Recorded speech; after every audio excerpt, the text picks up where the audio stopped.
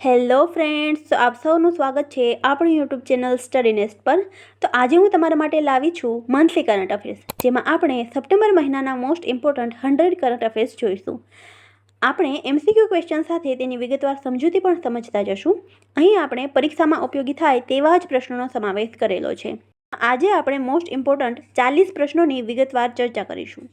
જો તમે એન્ડ સુધી આપણા આ લેક્ચરને જોઈ લેશો તો ઘણા ઓછા સમયમાં સપ્ટેમ્બર મહિનાનું કરંટ અફેર્સ તૈયાર થઈ જશે, અને સાથે આપણે જીકેના ટોપિક્સ પણ લીધા છે, જેથી તમારું સરસ મજાનું રિવિઝન પણ થતું જશે। આ સંપૂર્ણ લેક્ચરની પીડીએફ ફાઇલ આપણી ટેલિગ્રામ ચેનલ સ્ટડી નેટ્સ પર મુકાઈ જશે, જેની લિંક ડિસ્ક્રિપ્શનમાં પણ આપેલી છે। જો તમે ચેનલ પર નવા હોય તો ચેનલને સબસ્ક્રાઇબ કરી દેજો, વિડીયોને લાઇક કરી દેજો અને તમારા તમામ મિત્રો સાથે શેર પણ કરજો। વધુ સમય ન લેતા ચલો શરૂ કરીએ સપ્ટેમ્બર મહિનાનું કરંટ અફેર્સ।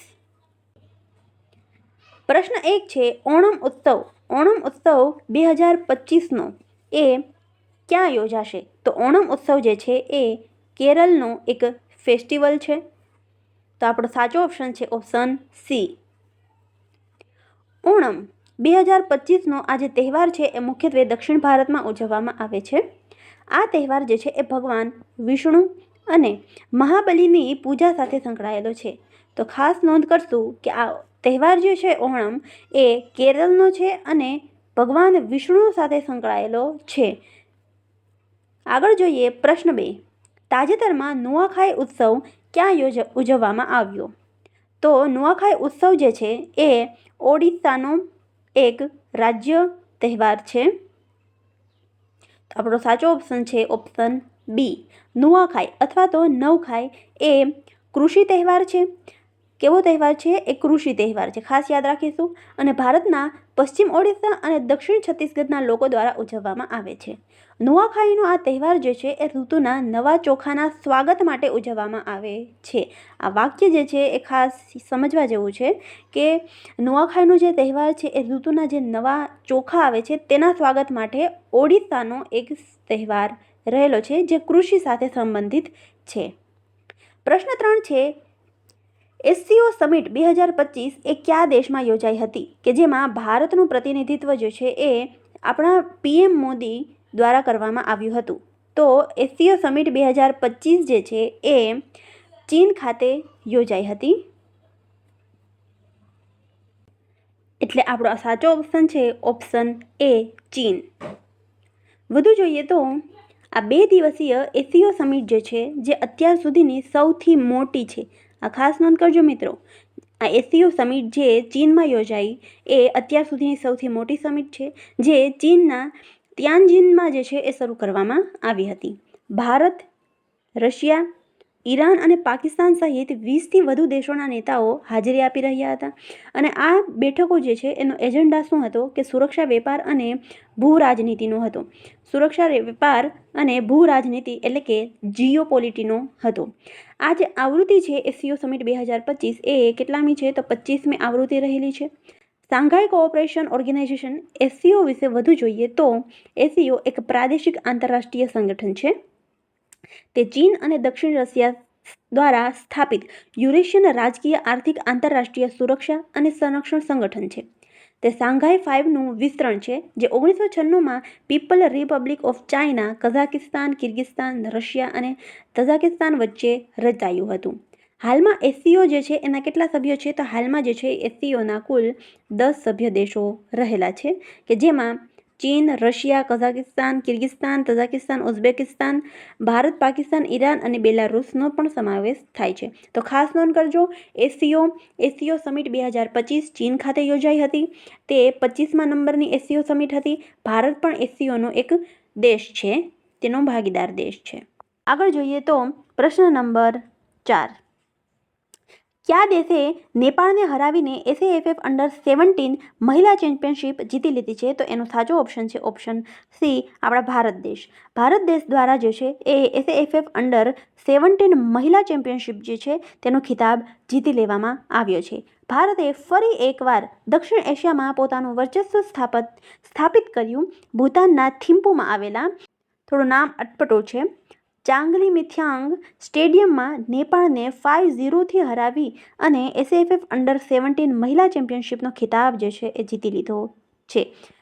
વાત કરીએ પ્રશ્ન નંબર 5, રેમન મેગ્સેસે એવોર્ડ 2025 એના માટે ભારતીય એનજીઓની કઈ એનજીઓ પસંદ કરવામાં આવી છે?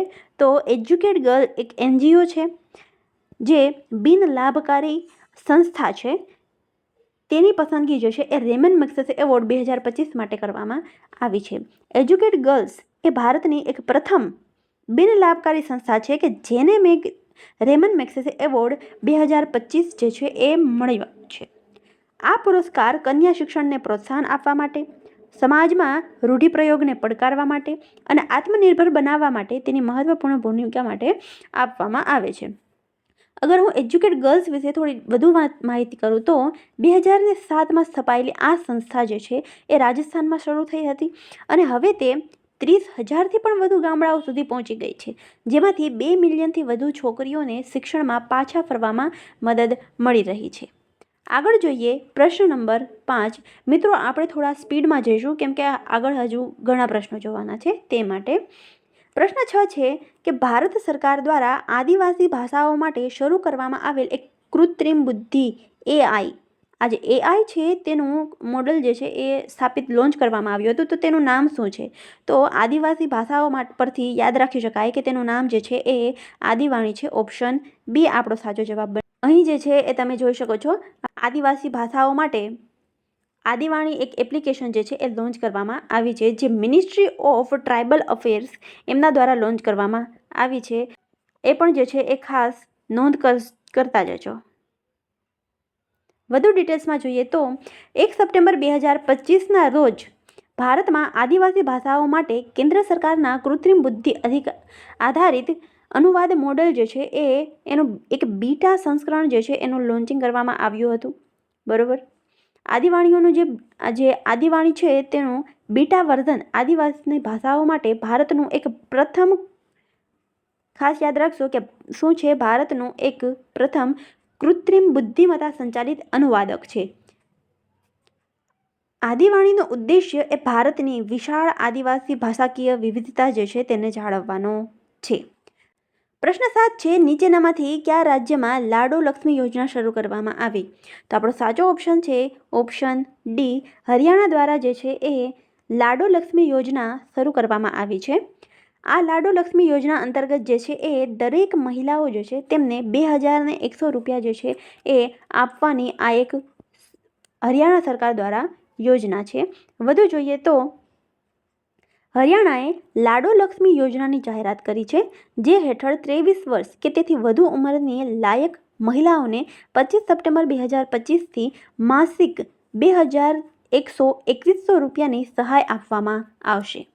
આ સાથે જે છે એ આપણે થોડું જોઈએ તો મધ્યપ્રદેશ સરકાર છે તેમના દ્વારાની વાત કરીએ તો મધ્યપ્રદેશ સરકાર દ્વારા એક લાડલી લક્ષ્મી લાડલી બહેના યોજના છે અને લાડલાબાઈ યોજના જે છે એ મહારાષ્ટ્ર સરકાર દ્વારા લોન્ચ કરવામાં આવી છે, જ્યારે આ લાડો લક્ષ્મી યોજના જે છે એ હરિયાણા સરકાર દ્વારા લોન્ચ કરવામાં આવી છે. આગળ જોઈએ પ્રશ્ન નંબર 8. તાજેતરમાં કમ્પ્ટ્રોલર અને ઓડિટર જનરલનું પદ કોણે સંભાળ્યું? તો તાજેતરમાં TCA કલ્યાણી તેમના દ્વારા જે છે એ કમ્પ્ટ્રોલર અને ઓડિટર જનરલ આપણા નવા કેગ જે છે તેમનું પદ જે છે એ સંભાળેલું છે. વધુ જોઈએ તો ભારતીય નાગરિક ખાતા સેવાના 1991 બેચના અધિકારી TCA કલ્યાણીએ દેશના નવા કમ્પ્ટ્રોલર અને ઓડિટર જનરલ ઓફ અકાઉન્ટ્સ જે છે એના તરીકે કાર્યભાર તેમણે સંભાળ્યો છે. પ્રશ્ન 9 છે, રાષ્ટ્રીય પોષણ સપ્તાહ 2025 ક્યારે ઉજવવામાં આવે છે? આપણો સાચો જવાબ બનશે ઓપ્શન A 1થી 7 સપ્ટેમ્બર. ખાસ નોંધ કરજો, ક્યારેક જે છે એ પ્રશ્ન પૂછાઈ જતો હોય છે અને રાષ્ટ્રીય પોષણ સપ્તાહ વિશે ઘણી વખત જે છે એ પ્રશ્ન બની ચૂક્યો છે. તો રાષ્ટ્રીય પોષણ સપ્તાહ જે છે એ બને છે 1થી 7 સપ્ટેમ્બર. 1થી 7 સપ્ટેમ્બર રાષ્ટ્રીય પોષણ સપ્તાહ. 1થી 7 સપ્ટેમ્બર દરમિયાન દેશભરમાં રાષ્ટ્રીય પોષણ સપ્તાહ 2025નું આયોજન કરવામાં આવી રહ્યું હતું.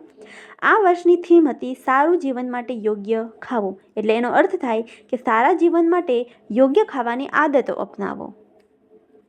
પ્રશ્ન નંબર 10. જાપાનના પ્રધાનમંત્રી અને તેમના પત્નીને તાજેતરની મુલાકાત દરમિયાન પ્રધાનમંત્રી નરેન્દ્ર મોદીએ કઈ મોટી ભેટ આપી? તો તાજેતરમાં નરેન્દ્ર મોદી દ્વારા જાપાનના પ્રધાનમંત્રી જે છે તેમને એક સરસ મજાની ભેટ આપવામાં આવી છે.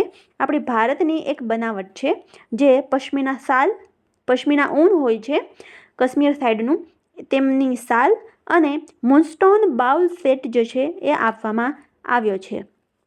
અહીં તમે જોઈ શકો છો કે જે પશ્મિના શાલ છે તે અને મૂનસ્ટોન બાઉલ સેટ જે છે તેની ભેટ જાપાનના પ્રધાનમંત્રી અને તેમના પત્નીને આપવામાં આવી છે.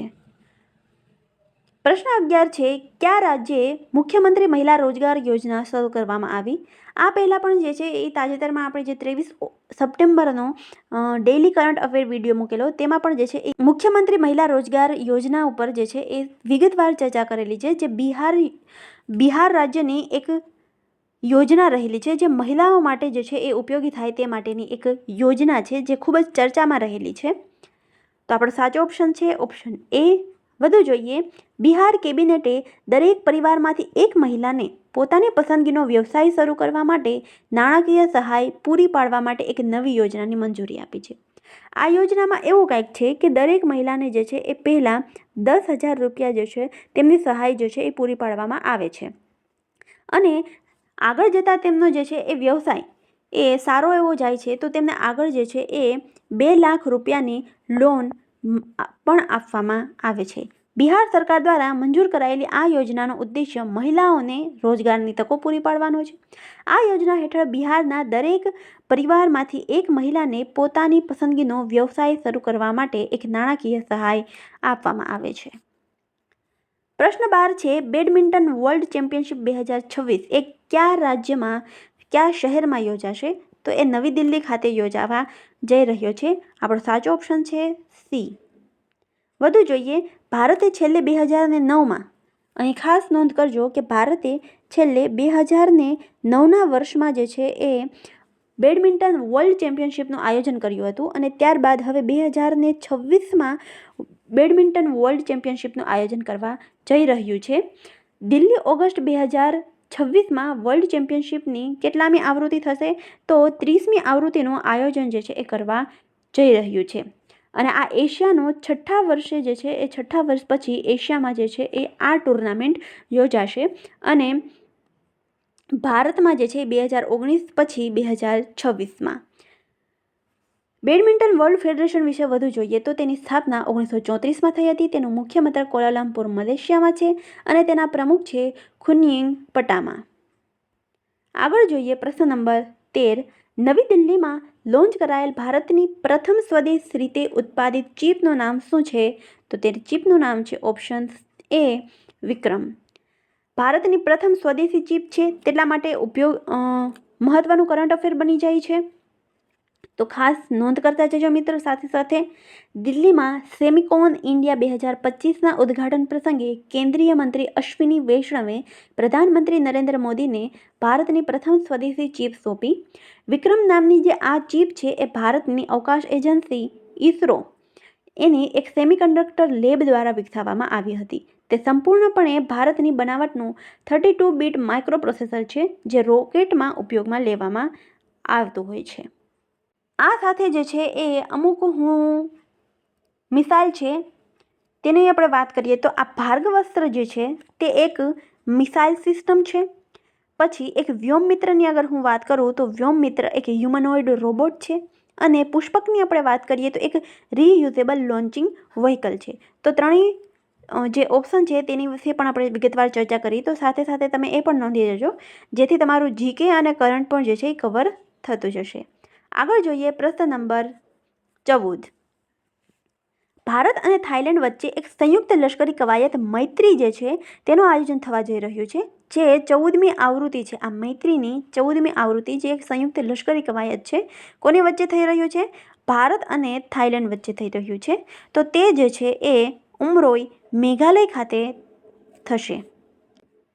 વધુ જોઈએ તો ભારત અને થાઇલેન્ડની સેનાઓ વચ્ચે એક સંયુક્ત કવાયત મૈત્રી જે છે તેનું આયોજન થવા જઈ રહ્યું છે, જે કેટલામી આવૃત્તિ થશે તો એ 14મી આવૃત્તિ કે જેનું આયોજન 1 થી 14 સપ્ટેમ્બર 2025 દરમિયાન મેઘાલયના ઉમરોઈ ખાતે જે છે એ યોજાવા જઈ રહ્યું છે. આ કવાયતનો ઉદ્દેશ્ય અર્ધ શહેરી વિસ્તારોમાં કંપની સ્તરે સંયુક્ત આતંકવાદ વિરોધી કામગીરી હાથ ધરવા માટે બંને સેનાઓની કાર્યકારી ક્ષમતાઓ જે છે તેમને વધારવાનો છે. તો ખાસ નોંધ કરશું કે ભારત અને થાઇલેન્ડની વચ્ચે એક મૈત્રી કવાયત જે થાય છે તેની 14મી આવૃત્તિ મેઘાલયના ઉમરોઈ ખાતે આયોજિત થવા પામી છે. આગળ જોઈએ પ્રશ્ન નંબર 15. જીએસટી કાઉન્સિલની 56મી બેઠકમાં કયા બે મુખ્ય ટેક્સ સ્લેબ જે છે નક્કી કરવામાં આવ્યા છે? તાજેતરમાં જે જીએસટી કાઉન્સિલની 56મી બેઠક યોજાઈ તેમાં જે 4 સ્લેબ હતા જીએસટી જે છે એ જીએસટીના 4 સ્લેબ જે છે તેને કેન્સલ કરી અને ફક્ત 2 સ્લેબ નક્કી કરવામાં આવ્યા છે, જે 5% અને 18% જે છે એ નક્કી કરવામાં આવ્યા છે. જીએસટી જે ગુડ એન્ડ સર્વિસ ટેક્સ છે તેમાં 5 અને 18%, જેમાં 40%નો બીજો ટેક્સ સ્લેબ છે તે જે છે એ તમાકુ ઉત્પાદનો અને લક્ઝરી કાર અને અન્ય માટે લાગુ પડશે, અને 12 અને 28% જે છે ને એ સ્લેબ જે છે એ દૂર કરવામાં આવ્યા છે. આ ફેરફારોનો ઉદ્દેશ્ય સામાન્ય માણસને રાહત આપવા, નાના વ્યવસાયોને ટેકો આપવા અને તમાકુ જેવા હાનિકારક ઉત્પાદનો પર કર વધારીને તેનો ઉપયોગ ઘટાડવાનો છે. તો ફક્ત 2 ટેક્સ સ્લેબ 5% અને 18%. પરીક્ષામાં પૂછાઈ શકે. અર્થતંત્રની દ્રષ્ટિએ ખૂબ મહત્વનો પ્રશ્ન. આના કારણે એસી અને કારની સાથે સાબુ, શેમ્પૂ જેવી સામાન્ય ઉપયોગની વસ્તુઓ પણ સસ્તી થશે. સાથે આપણે જે છે એ થોડું વધુ ડિટેલમાં જોઈએ તો જીએસટી જે ગુડ્સ એન્ડ સર્વિસ ટેક્સ છે તે ભારતમાં જીએસટી એ પહેલીવાર જે છે એ ક્યારે લોન્ચ થયો હતો? ચલો કોમેન્ટ બોક્સમાં જણાવજો કે જીએસટી પહેલીવાર ક્યારે લોન્ચ થયો. આપણે સૌ કોઈ જાણીએ છીએ કે જીએસટી દિવસ જે છે એ 1 જુલાઈના રોજ જે છે એ જીએસટી દિવસ ઉજવવામાં આવે છે, અને 1 જુલાઈ 2017ના રોજ જીએસટી જે છે એ લોન્ચ કરવામાં આવ્યો હતો. જીએસટી પરિષદના પ્રમુખ છે નિર્મલા સીતારમણ. જીએસટી દિવસ જે છે એ 1 જુલાઈ દર વર્ષે ઉજવવામાં આવે છે, અને જીએસટીના બ્રાન્ડ એમ્બેસેડર કોણ છે? તો તાજેતરમાં જે છે એ જીએસટીના બ્રાન્ડ એમ્બેસેડર છે અમિતાભ બચ્ચન સાહેબ જે છે એ તાજેતરમાં જીએસટીના બ્રાન્ડ એમ્બેસેડર છે. આગળ જોઈએ પ્રશ્ન નંબર 16. ભારતમાં શિક્ષક દિવસ 5 સપ્ટેમ્બરના રોજ દર વર્ષે ઉજવવામાં આવે છે, તો તે કોના જન્મદિવસ નિમિત્તે ઉજવવામાં આવે છે? તો તે આપણા રાષ્ટ્રપતિ તેમજ ઉપરાષ્ટ્રપતિ રહી ચૂકેલા આપણા ડૉક્ટર સર્વપલ્લી રાધાકૃષ્ણન જે છે તેમની જન્મજયંતિ પર, એટલે કે 5 સપ્ટેમ્બરના રોજ શિક્ષક દિવસ છે તે ઉજવવામાં આવે છે. ભારતમાં દર વર્ષે 5 સપ્ટેમ્બરના રોજ શિક્ષક દિવસ ઉજવવામાં આવે છે. તે શિક્ષણવિદ અને ભૂતપૂર્વ રાષ્ટ્રપતિ ડૉક્ટર સર્વપલ્લી રાધાકૃષ્ણનના જન્મદિવસ પર ઉજવવામાં આવતો હોય છે. ડૉક્ટર સર્વપલ્લી રાધાકૃષ્ણન કે જે ભારતના પ્રથમ ઉપરાષ્ટ્રપતિ રહી ચૂકેલા છે અને બીજા રાષ્ટ્રપતિ રહી ચૂકેલા છે, તેમનો જન્મ 9 સપ્ટેમ્બર 1888ના રોજ જે છે એ થયો હતો. તો એ પણ સાથે નોંધ કરતા જજો. પ્રશ્ન 17 છે Mother Mary comes to me આ પુસ્તક એ કોણે લખેલું છે? તો તે જે છે એ અરુંધતી રોય દ્વારા જે છે એ લખવામાં આવ્યું છે. આપણો સાચો ઓપ્શન છે ઓપ્શન સી, અરુંધતી રોય દ્વારા આ Mother Mary comes to me એ પુસ્તક લખવામાં આવ્યું છે. 3 સપ્ટેમ્બરના રોજ Kochi Saint Teresa college Arundhati રોયના નવા પુસ્તક Mother Mary comes to me આના વૈશ્વિક વિમોચનનું આયોજન કરવામાં આવ્યું હતું, જે એમની માતા છે મેરી રોય તેમના વિશે એક વ્યક્તિગત અને રાજકીય સંસ્મરણો અહીં જે છે આ પુસ્તકમાં નોંધવામાં આવ્યા છે. પ્રશ્ન 18 છે ભારતનું પ્રથમ ગીત જ્ઞાન પોર્ટલ એ કયા રાજ્યમાં શરૂ કરવામાં આવ્યું? તો ભારતનું પ્રથમ ગીત જ્ઞાન પોર્ટલ અસમ ખાતે જે છે એ આયોજિત થવા પામ્યું છે. ચલો એ કહેજો કે અસમની રાજધાની કઈ છે? તો અસમની રાજધાની કે જે દિસપુર છે. અસમ કે જેની રાજધાની દિસપુર છે, અને તેમના મુખ્યમંત્રી હેમંત બિસ્વા શર્મા સાહેબ છે, તેમના અસમના મુખ્યમંત્રી છે. જ્યાં ભારતનું પ્રથમ ગીત જ્ઞાન પોર્ટલ જે છે એ પર્યાવરણની દ્રષ્ટિએ મહત્વનું બની જાય છે. વધુ ડિટેલમાં જોઈએ તો આસામ સ્થિત એક સંસ્થા છે કે તેમણે ભારતનું પ્રથમ ગીત સંરક્ષણ પોર્ટલ ધ વલ્ચર નેટવર્ક એ વિકસાવ્યું છે. આ પોર્ટલ વી ફાઉન્ડેશન ઇન્ડિયા દ્વારા ગુવાહાટી યુનિવર્સિટીના પ્રાણીશાસ્ત્ર વિભાગના સહયોગથી શરૂ કરવામાં આવ્યું હતું. તેનો ઉદ્દેશ્ય સ્થાનિક ભાષાઓમાં માહિતી આપી અને સમુદાયોને ગીધના પર્યાવરણીય અને આર્થિક મહત્વ વિશે જાગૃત કરવાનો છે. આગળ જોઈએ પ્રશ્ન નંબર 19. તાજેતરમાં આંતરરાષ્ટ્રીય સાક્ષરતા દિવસ ઇન્ટરનેશનલ લિટરસી ડે એ ક્યારે ઉજવવામાં આવે છે? તો તે દર વર્ષે 8 સપ્ટેમ્બરના રોજ ઉજવવામાં આવે છે. International literacy day 8 September. દર વર્ષે 8 સપ્ટેમ્બરના રોજ આંતરરાષ્ટ્રીય સાક્ષરતા દિવસ ઉજવવામાં આવે છે. આ દિવસનો હેતુ શિક્ષણના અધિકાર અને સાક્ષરતાના મહત્વ વિશે જાગૃતિ લાવવાનો છે. મહત્વના મુદ્દાઓ વિશે સમજીએ તો આંતરરાષ્ટ્રીય સાક્ષરતા દિવસ 2025ની થીમ શું રહેલી છે? તો ડિજિટલ યુગમાં સાક્ષરતાને પ્રોત્સાહન જે છે એ થીમ રહેલી છે. 1966માં યુનેસ્કો દ્વારા 8 સપ્ટેમ્બરની તારીખને આંતરરાષ્ટ્રીય સાક્ષરતા દિવસ તરીકે ઉજવવામાં આવી હતી. આ દિવસ પહેલીવાર 1967માં ઉજવવામાં આવ્યો હતો, એ પણ ખાસ નોંધ કરજો મિત્રો. આગળ જોઈએ પ્રશ્ન નંબર 20. બિહારના રાજગીરમાં આયોજિત એશિયન મેન્સ હોકી કપ જે છે એ કયા દેશે જીત્યો? તો ફરી એકવાર જે છે એ એશિયન મેન્સ હોકી કપ જે છે ભારત દેશ દ્વારા જે છે એ જીતી લેવામાં આવ્યો છે. આપણો સાચો ઓપ્શન છે ઓપ્શન બી. તાજેતરમાં ભારતીય પુરુષ હોકી ટીમે બિહારના રાજગીરમાં આયોજિત હોકી એશિયા કપ 2025ની ફાઇનલમાં ડિફેન્ડિંગ ચેમ્પિયન દક્ષિણ કોરિયાને 4-1થી હરાવી અને જે છે એ ટાઇટલ જીત્યું છે. ખાસ નોંધ કરજો કે દક્ષિણ કોરિયાને હરાવ્યો છે. ભારત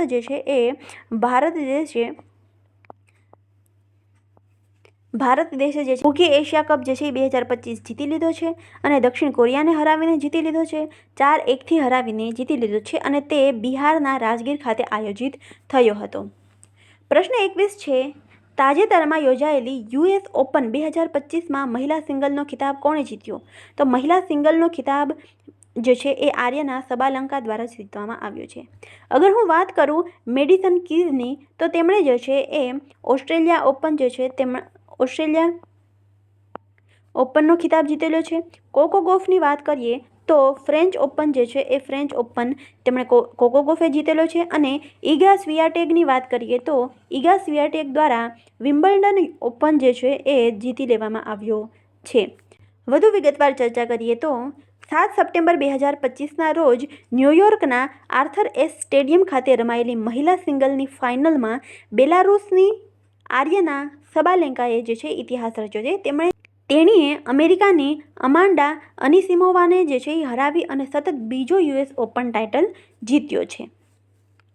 આગળ જોઈએ પ્રશ્ન નંબર 22. નીચેનામાંથી કયા દેશે ફેસબુક, વોટ્સઅપ, ઇન્સ્ટાગ્રામ સહિત 26 બિન નોંધાયેલી સોશિયલ મીડિયા સાઇટ પર પ્રતિબંધ મૂક્યો છે? આ ટોપિક જે ખૂબ જ ચર્ચામાં રહેલો છે.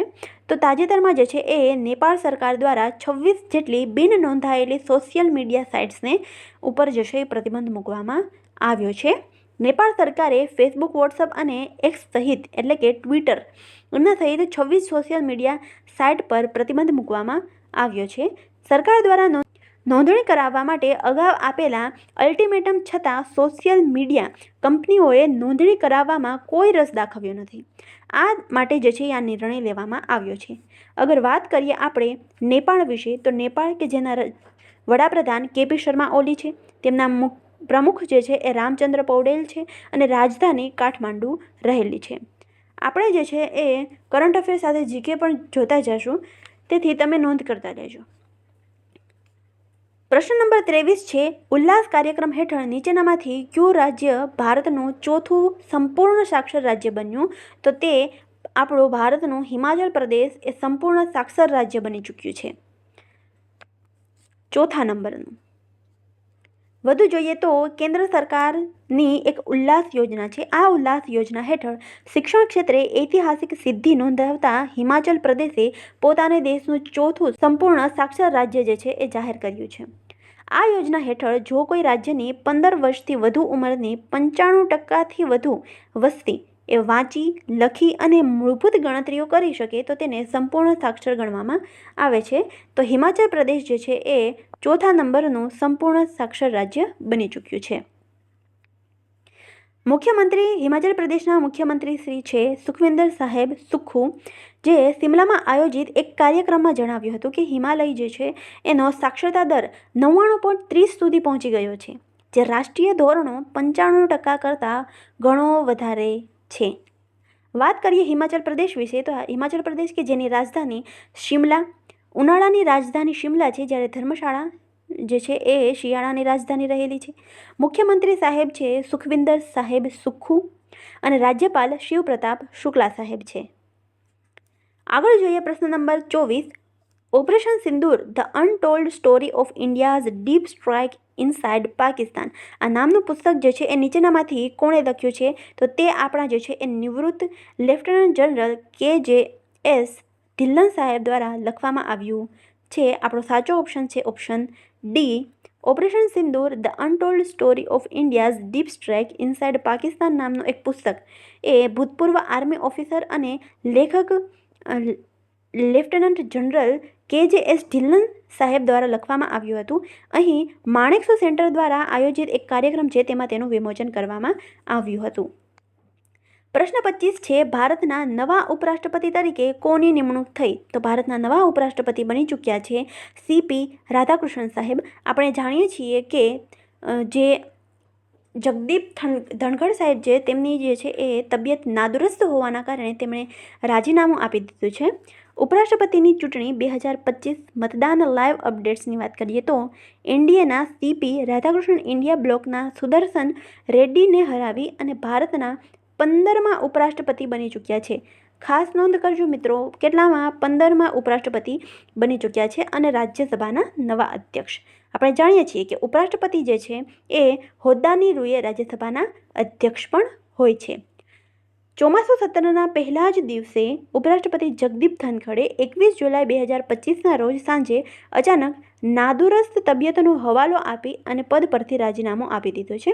ઉપરાષ્ટ્રપતિ વિશે થોડું વધુ જોઈએ તો ભારતના ઉપરાષ્ટ્રપતિનું પદ એ દેશનું બીજું સર્વોચ્ચ બંધારણીય પદ છે. ભારતના અનુચ્છેદ 63 થી 71 હેઠળ ઉપરાષ્ટ્રપતિ 5 વર્ષના સમયગાળા માટે જે છે ચૂંટાતા હોય છે. તેઓ રાજ્યસભાના હોદ્દેદાર અધ્યક્ષ હોય છે અને કારોબારી અને વિધાનસભા વચ્ચે એક સેતુ તરીકે મહત્વપૂર્ણ ભૂમિકા પણ ભજવે છે. તો આજે CP રાધાકૃષ્ણન સાહેબ જે છે એ ખાસ નોંધ કરજો, જે ભારતના 15મા નંબરના ઉપરાષ્ટ્રપતિ બન્યા છે. પ્રશ્ન 26 છે પંજાબ, હિમાચલ પ્રદેશ, જમ્મુ કાશ્મીરમાં પૂરમાં ફસાયેલા લોકોને બચાવવા માટે ભારતીય સેના દ્વારા કયું ઓપરેશન શરૂ કરવામાં આવ્યું? તો તે ઓપરેશન રાહત જે છે એ શરૂ કરવામાં આવ્યું છે. વધુ વિગતવાર જોઈએ તો સપ્ટેમ્બર 2025માં ભારતના ઘણા રાજ્યોમાં ભયંકર ભૂકંપ આવ્યું હતું. ઓપરેશન રાહત હેઠળ ભારતીય સેનાના પશ્ચિમી કમાન્ડરે પંજાબ, હિમાચલ પ્રદેશ, જમ્મુ કાશ્મીરમાં પૂરમાં ફસાયેલા જે લોકો છે તેમનો બચાવ કર્યો. 6000થી વધુ લોકોને સ્થળાંતર કર્યા અને 13000થી વધુ લોકોને તબીબી સારવાર જે છે એ આપવામાં આવી હતી. પ્રશ્ન નંબર 27. મોહમ્મદ ઇરફાન, જે મૂળ ભારતીય છે, તે કયા દેશના રાષ્ટ્રપતિ તરીકે નિયુક્ત થયા? તો તેઓ જે છે એ ગુઆના દેશના રાષ્ટ્રપતિ તરીકે નિયુક્ત થયા છે. આ ઇરફાન સાહેબ છે મોહમ્મદ ઇરફાન અલી, કે જેઓ ભારતીય મૂળના છે અને ગુઆના દેશ છે તેમની માટે જે છે એ રાષ્ટ્રપતિ તરીકે નિમણૂક પામ્યા છે. ગુઆનાના રાષ્ટ્રપતિ ઇરફાન અલી સપ્ટેમ્બર 2025માં બીજા 5 વર્ષ માટે જે છે એ કાર્યકાળ માટે ફરીથી ચૂંટાયેલા છે. બીજી વાર જે છે એ તેઓ ચૂંટાઈને આવ્યા છે. ખાસ નોંધ કરજો કે પહેલાં પણ જે છે એ ગુઆનાના રાષ્ટ્રપતિ તરીકે તેઓ જે છે હતા અને ફરી પાછા તેઓ ચૂંટાયા છે. ગુઆનાના ચૂંટણી પંચ અનુસાર તેમને 65 સભ્યોની સંસદમાં જે છે એ 55% સમર્થન મળ્યું છે. વાત કરીએ ગુઆના વિશે તો ગુઆના કે જેની રાજધાની જ્યોર્જ ટાઉન છે, ચલણ ગુઆનીઝ ડોલર રહેલું છે. તેના પ્રમુખ ઇરફાન અલી, જે ભારતીય મૂળના છે. આ દેશ એક અમેરિકાના ઉત્તરીય ક્ષેત્રમાં આવેલો છે, જે કેરેબિયન દેશ પણ કહેવામાં આવે છે.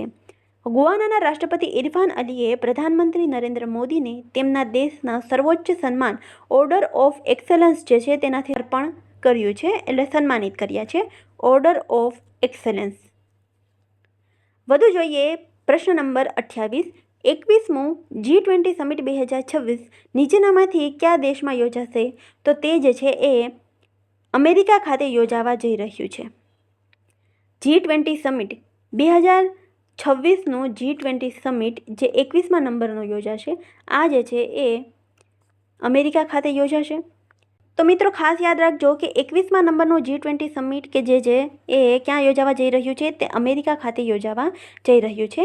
આપણે થોડા આગળ G20 સમિટની વાત કરીએ તો ભારતની વાત કરું તો ભારતમાં 2023ના વર્ષનું G20 સમિટ યોજાયું હતું. અગર દક્ષિણ આફ્રિકાની વાત કરું તો આ વર્ષનું એટલે કે 2025ના વર્ષનું G20 સમિટ યોજાયું હતું. 2024ની હું વાત કરું તો 2024નું G20 સમિટ જે છે એ બ્રાઝિલ ખાતે યોજાયું હતું. અને અગર વાત કરું કિર્ગિસ્તાન વિશે તો કિર્ગિસ્તાનમાં જે છે એ SCO સમિટ 2026નું આયોજન થવા જઈ રહ્યું છે. તો આપણો સાચો ઓપ્શન છે 21મું સમિટ 2026 વિશે, તો એ અમેરિકા દેશમાં યોજાશે. 2026નું G20 સમિટ જે કેટલામાં નંબરનું છે? તે 21મા નંબરનું છે. તે અમેરિકામાં યોજાઈ રહ્યું છે. અમેરિકાના રાષ્ટ્રપતિ ડોનાલ્ડ ટ્રમ્પે જાહેરાત કરી છે કે આ સમિટ એ મિયામી નજીક ડોલર ગોલ્ફ ક્લબ ખાતે યોજાશે. પ્રશ્ન નંબર 29 છે ખીજડલી ગામ એની એક ઐતિહાસિક ઘટના રહેલી છે, તાજેતરમાં ખૂબ જ ચર્ચામાં રહેલી છે. તો આ ગામ જે છે એ કયા રાજ્યમાં આવેલું છે? રાજસ્થાન રાજ્ય ખાતે આવેલું છે ખીજડલી ગામ.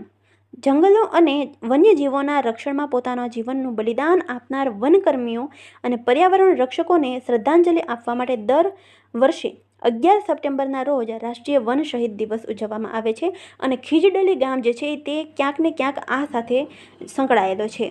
આ દિવસની શરૂઆત 2007માં ભારત સરકારના પર્યાવરણ, વન અને આબોહવા પરિવર્તન મંત્રાલય દ્વારા શરૂ કરવામાં આવી હતી. આગળ જોઈએ પ્રશ્ન નંબર 30. નીચેનામાંથી કયા દેશમાં ઝાપડ 2025 નામનો એક બહુરાષ્ટ્રીય જે અભ્યાસ છે એ શરૂ થશે? તે જે છે એ રશિયા દેશ ખાતે આયોજિત થવા પામ્યો છે. રશિયામાં ઝાપડ ZAPAD 2025 જે છે એ એક બહુરાષ્ટ્રીય કવાયત જે છે એ શરૂ કરવામાં આવી છે. ક્યાં? રશિયા ખાતે. આ કવાયત જે છે એ તાલીમ મેદાનમાં યોજાઈ રહી છે અને તેમાં ભારત સહિત અન્ય દેશો પણ ભાગ લેશે. પ્રશ્ન 31 છે સ્વચ્છ વાયુ સર્વેક્ષણ પુરસ્કાર 2025માં 10 લાખથી વધુ વસ્તીની શ્રેણીમાં કોણે પ્રથમ સ્થાન મેળવ્યું? તો તે ઇન્દોર શહેર દ્વારા જે છે એ સ્થાન મેળવવામાં આવ્યું છે. ડિટેલમાં આપણે જોઈએ કે 10 લાખથી વધુની શ્રેણીમાં સ્વચ્છતા સર્વેક્ષણનો પુરસ્કાર છે તેમાં પ્રથમ સ્થાન ઉપર જે છે એ કોણ છે? તો પ્રથમ સ્થાન ઉપર જે છે એ ઇન્દોર શહેર છે. અને બીજું આપણે વાત કરીએ વધુ ડિટેલમાં તો શ્રેણીની વાત કરીએ તો 10 લાખથી વધુની શ્રેણીમાં ઇન્દોર છે કે જેને 1.5 CRનું ઇનામ મળશે. બીજું જબલપુર છે અને ત્રીજું આગ્રા અને સુરત છે. બીજી શ્રેણીની વાત કરીએ કે જેમાં 3 લાખથી 10 લાખની વસ્તી હોય તે માટે સ્વચ્છ હવા સર્વેક્ષણ પુરસ્કારની વાત કરીએ તો તે પહેલું અમરાવતી, બીજું ઝાંસી અને મુરાદાબાદ અને ત્રીજું છે અલવર. અને ત્રીજી શ્રેણી કે જેમાં 3 લાખથી ઓછી વસ્તી હોય તેના માટે દેવાસ, પરવાનું અને રીંગ એમની માટે આપવામાં આવ્યું છે.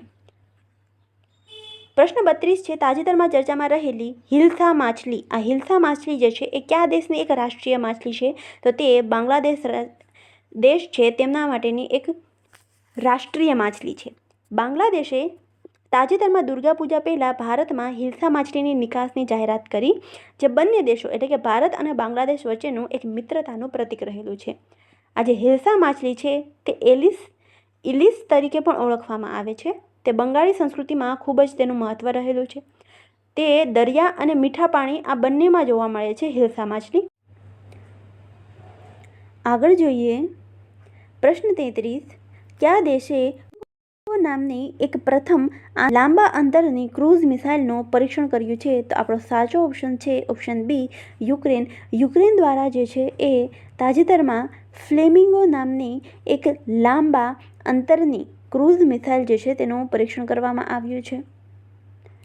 યુક્રેને Ukrainian startup company fire point દ્વારા વિકસિત ફ્લેમિંગો નામની તેની પ્રથમ લાંબા અંતરની ક્રૂઝ મિસાઇલ જે છે તેનું પરીક્ષણ કર્યું છે.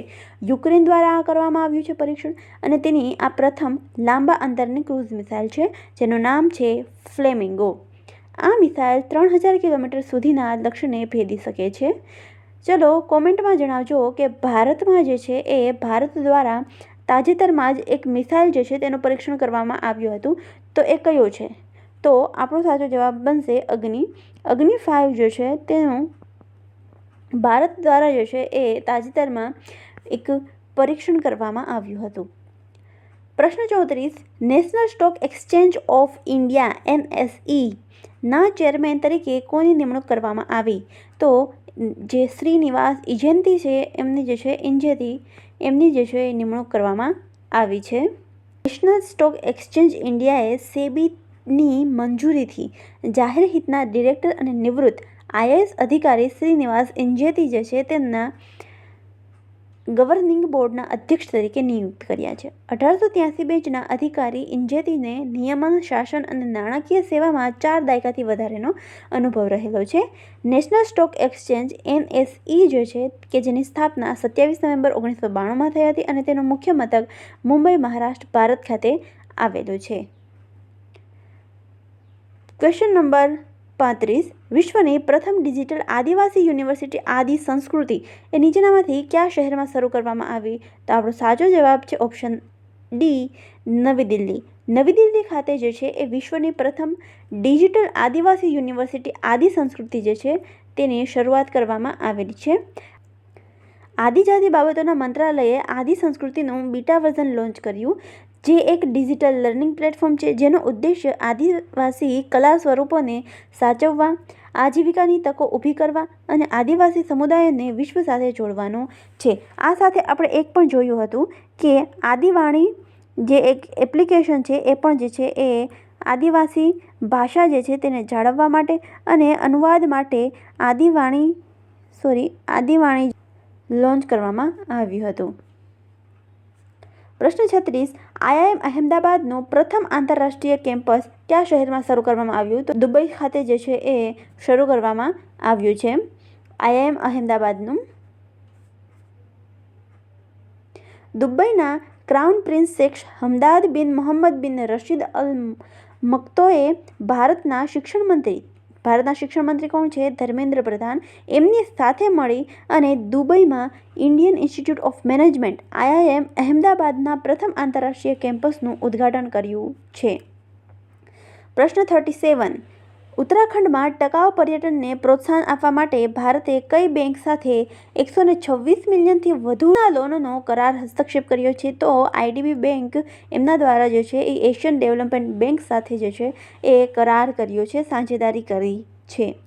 ભારતે અને એશિયા ડેવલપમેન્ટ બેંક છે તેણે ઉત્તરાખંડમાં ટકાઉ પર્યટનને પ્રોત્સાહન આપવા માટે $126 બિલિયન થી વધુનો લોનનો કરાર જે છે એ હસ્તાક્ષર કર્યા છે. તેનો ઉદ્દેશ્ય બહેતર પ્રવાસનનું આયોજન, સુધારેલ માળખાગત સુવિધાઓ, સ્વચ્છતાઓ અને કચરો અને આપત્તિ વ્યવસ્થાપન દ્વારા 87,000થી પણ વધુ રહેવાસીઓ અને 2.7 બિલિયન વાર્ષિક મુલાકાતીઓને લાભ આપવાનો રહે છે. અગર વાત કરીએ એશિયન ડેવલપમેન્ટ બેંક વિશે તો કે તેની સ્થાપના 1966માં કરવામાં આવી છે.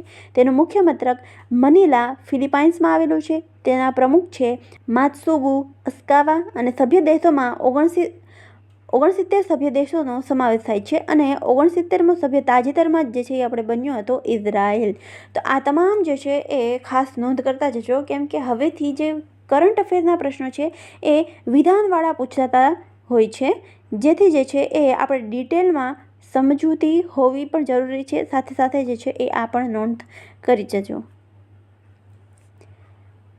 પ્રશ્ન 38, નેપાળના ઇતિહાસમાં પ્રથમ મહિલા પ્રધાનમંત્રી કોણ બન્યા? તો નેપાળના ઇતિહાસમાં એવું થયું છે કે પ્રથમ વખત જે છે એ મહિલા પ્રધાનમંત્રી બન્યા છે.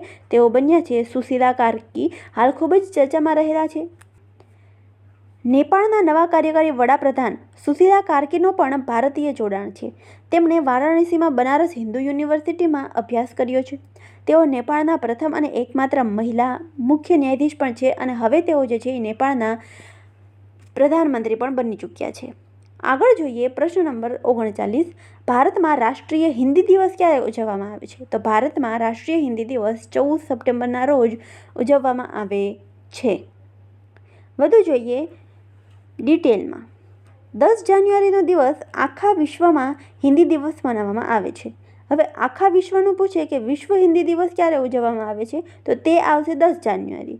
10 જાન્યુઆરીના રોજ શા માટે વિશ્વ હિન્દી દિવસ ઉજવાય છે? તો કે સૌથી પહેલાં વિશ્વ હિન્દી દિવસ જે છે એ વિશ્વ હિન્દી સંમેલન 10 જાન્યુઆરી 1975માં થયું, જે નાગપુર ખાતે યોજાયેલી પ્રથમ વિશ્વ હિન્દી પરિષદની વર્ષગાંઠ નિમિત્તે યોજાયું હતું. પ્રથમ વિશ્વ હિન્દી પરિષદનું ઉદ્ઘાટન પૂર્વ વડાપ્રધાન ઇન્દિરા ગાંધી જે છે તેમણે કર્યું હતું. 10 જાન્યુઆરી 2006ના રોજ પ્રથમ વખત વિશ્વ હિન્દી દિવસની ઉજવણી પૂર્વ વડાપ્રધાન મનમોહન સિંહ દ્વારા જે છે એ કરવામાં આવી હતી. અને હવે જે છે એ 14 સપ્ટેમ્બરના રોજ હિન્દી દિવસની ઉજવણી આપણે ભારતમાં કરીએ છીએ. ખાસ કરીને યાદ રાખીશું કે 10 જાન્યુઆરી જે છે એ 10 જાન્યુઆરી એ વિશ્વ હિન્દી દિવસ ઉજવવામાં આવે છે, જ્યારે 14 સપ્ટેમ્બર જે છે એ ભારતમાં હિન્દી દિવસની ઉજવણી કરવામાં આવતી હોય છે. 14 સપ્ટેમ્બર 1949ના રોજ દેશની બંધારણ સંસ્થાએ સર્વસંમતિથી હિન્દીને રાજભાષાનો દરજ્જો આપવાનો નિર્ણય લીધો હતો. તે માટે આપણે જે છે એ 14 સપ્ટેમ્બરને રાષ્ટ્રીય હિન્દી દિવસ તરીકે ઉજવીએ છીએ. અંતિમ સવાલ આજનો પ્રશ્ન નંબર 40. 2025 સુધીમાં ભારતે બિન અશ્મિભૂત ઇંધણ વીજળી ઉત્પાદન ક્ષમતામાં કયો સીમાચિહ્ન હાંસલ કર્યો છે? તો તે છે 250 ગીગાવોટનો બિન અશ્મિભૂત ઇંધણ વીજળીમાં. ભારતે 250 ગીગાવોટ બિન અશ્મિભૂત ઇંધણ ઉર્જા ક્ષમતાનો લક્ષ્યાંક જે હાંસલ કર્યો છે. કેન્દ્રીય નવી અને નવીનીકરણીય ઉર્જા મંત્રી પ્રહલાદ જોશીએ જણાવ્યું કે ભારતે બિન અશ્મિભૂત ઇંધણ નોન ફોસિલ ફ્યુઅલ વીજળી ઉત્પાદન ક્ષમતામાં 250 ગીગાવોટનો આંકડો હાંસલ કર્યો છે. ભવિષ્યનો લક્ષ્યાંક કયો છે? તો કે ભારતનો ઉદ્દેશ્ય 2030 સુધીમાં 500 ગીગાવોટની નવીનીકરણીય ઉર્જા ક્ષમતા પ્રાપ્ત કરવાનો છે. આજનો લેક્ચર અહીં સુધી જ રાખીએ. વિડીયોને એન્ડ સુધી જોવા માટે આપનો ખૂબ ખૂબ આભાર અને ફરી મળીશું આવતીકાલે અન્ય 60 MCQ લઈને આપણે, જે મહત્ત્વના IMP કરંટ અફેર છે સપ્ટેમ્બર મહિનાના. ફરી મળીએ નવા લેક્ચર નવા વિડીયો સાથે.